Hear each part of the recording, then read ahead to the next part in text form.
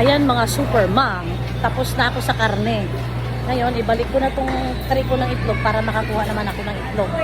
Bago ko makalimutan mamaya. Kasi itlog is important of most of them all. Kasi, pag nagkatamaran ng luto, laga, prito, di tapos. Ay. Kuya, Bounty Fresh to sa baba. Ha? Pahingi ako isa. Ano to? XL o Jumbo? Ay, XL lang siya. Balik ko na. Ayun ko na all. Live. Ha? Oh, yes.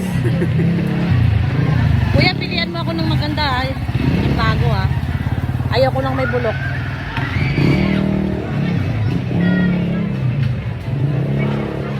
Ito guys, pwesto nila sa palengke. Pero meron din silang pwesto sa Liberty. Kaso minsan walang Jumbo doon or XL. Ay, baka mahulog. Na Bounty Fresh. Ayan o. Ayan. Ang Bounty Fresh, meron siyang tatak. So, ang Bounty Fresh, laging bagong deliver yan. Kuya, sure ka? Malalaki yan Nalaligtad ko baka may electric. Yun, no?